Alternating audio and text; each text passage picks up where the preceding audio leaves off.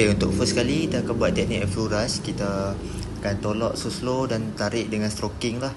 So flow rush ni kita akan buat untuk blood flow dan untuk warm up lah, untuk panas-panaskan dulu kita punya otak tu. Okay, so untuk teknik ni kita akan buat 8 kali lah, 8 ke 12 kali. Okay, untuk teknik kedua adalah teknik kneading. So teknik kneading ni macam pergerakan macam roti canai lah. Kita kena gosok-gosok macam tu. So teknik ni kita kebanyakan akan bagi pressure di tapak tangan kita lah. Kita akan gosok dari atas ke bawah sebanyak 8 kali juga.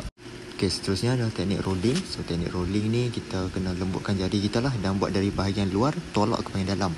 So waktu kita nak tolak tu, kita banyak pakai kita punya ni lah, ibu jari. Dan waktu tarik tu kita pakai jari telunjuk kita lah. So kita buat dari bawah sampai ke atas juga. Okay, yang keempat adalah teknik friction. Friction ni lebih kurang je macam rolling, dari tepi, dari luar ke dalam.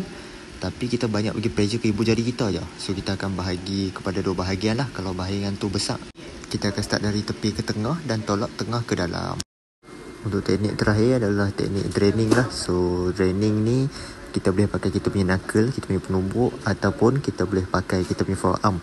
So kita akan tolak dari bawah naik ke atas. Selalunya kita akan ulang ni 8 kali jugalah.